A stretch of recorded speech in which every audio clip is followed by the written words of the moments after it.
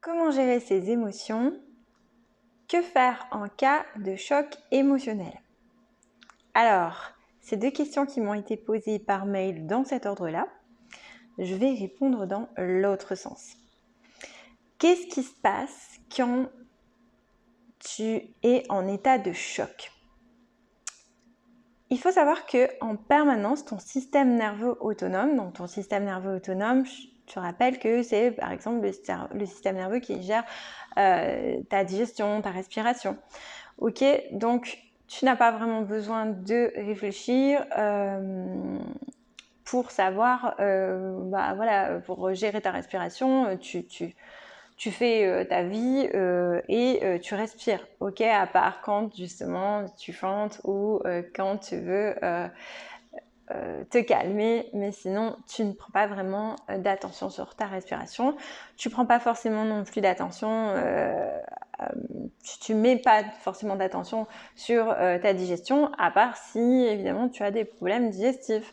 Voilà, la gestion des émotions, c'est un petit peu pareil.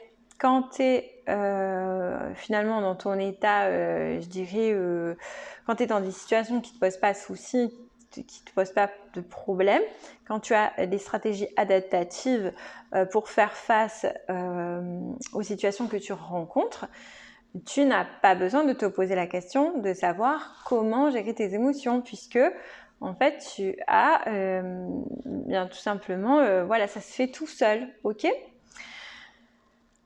Qu'est-ce qui se passe en cas de choc émotionnel? En cas de choc émotionnel, eh bien, imagine un petit peu que l'alarme se déclenche, tu vois. Donc, ton système nerveux autonome, je te disais, en fait, en permanence, il capte un certain nombre de signaux, en fait, il capte un grand nombre de signaux, il les filtre, mais ça, on va pas le développer dans cette vidéo, mais voilà, en fait, il va capter un grand nombre de signaux à travers tes 5 sens, et l'interprétation qu'il va faire de ces signaux, ça va être traduit en gros en 3 étiquetages. Ok, premier étiquetage, sécurité. Je suis dans un environnement de sécurité. Donc je suis du coup en sécurité. Deuxième étiquetage, c'est danger. Et troisième étiquetage, c'est danger de mort.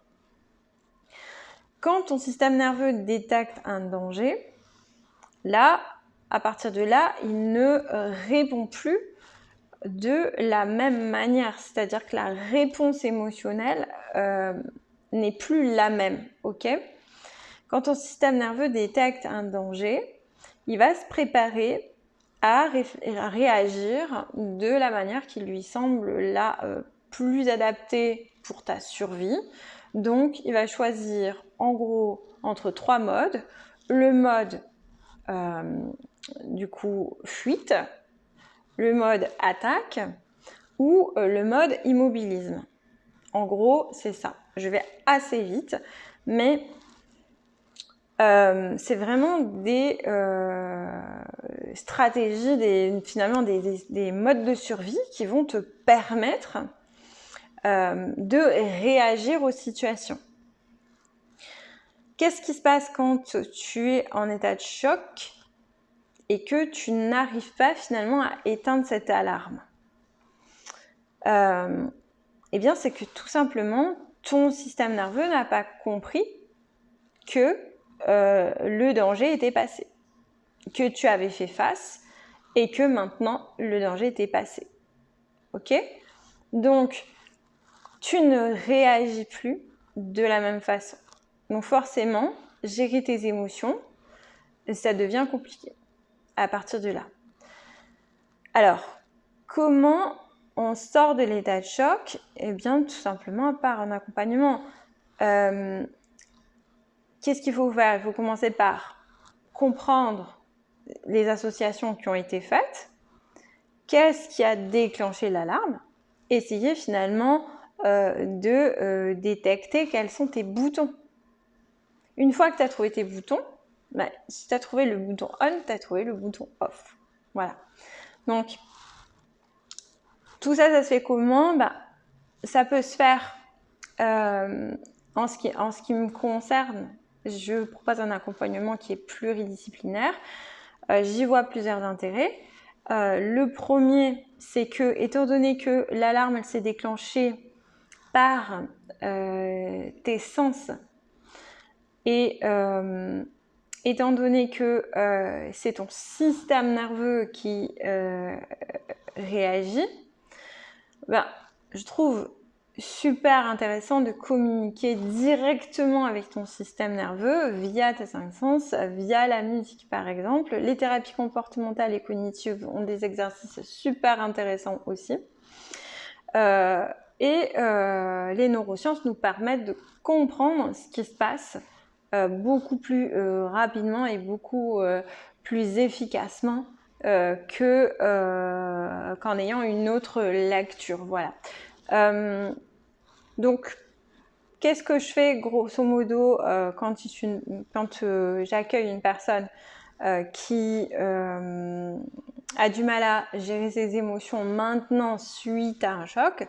Bah déjà, on va essayer de comprendre finalement un petit peu comme s'il y avait le feu chez toi, ça serait quand même un peu lunaire. Imagine, tu es dans ton bain, t'es tranquille dans ton bain et d'un coup, il y a l'alarme incendie qui se met à sonner. Ce serait quand même complètement même lunaire de te dire il y a l'alarme incendie qui sonne, c'est pas le moment, tiens, moi j'ai envie de prendre mon bain, je vais rester là. Et puis quand j'aurai fini mon bain, je verrai bien. Tu vas pas faire ça. Enfin, ce que tu vas faire, c'est quoi? C'est probablement sortir de ton bain, attraper ta serviette au vol, aller vite fait voir ce qui se passe, pourquoi l'alarme incendie s'est déclenchée. Ok? Donc, de la même façon, on va pas chercher à éteindre l'alarme sans savoir qu'est-ce qui s'est passé. C'est-à-dire, quels sont les dégâts apparents. Donc, la première chose qu'on fait, c'est un état des lieux. On va faire le tour de la maison, on va se dire, ok, qu'est-ce qui se passe? Qu'est-ce qu'on voit déjà? Quelles sont finalement les manifestations de ce choc? Ok? Et puis ensuite, on va commencer à comprendre qu'est-ce que ton système nerveux a compris comme message, qu'est-ce qui s'est imprimé et quelle est la réponse qui a été donnée. C'est-à-dire qu'est-ce que tu as, comment tu as répondu. Voilà.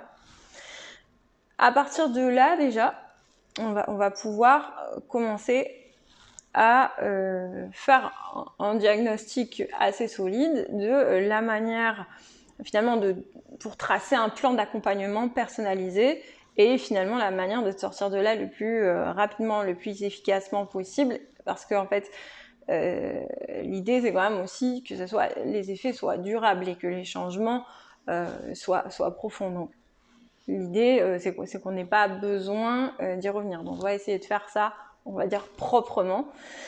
Voilà, c'est comme ça que je travaille.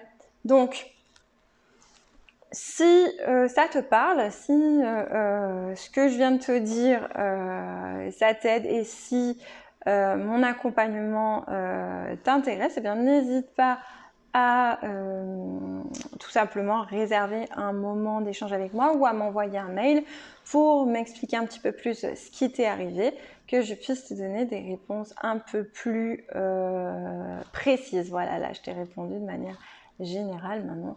Je te dis à très bientôt et puis je te souhaite une bonne journée.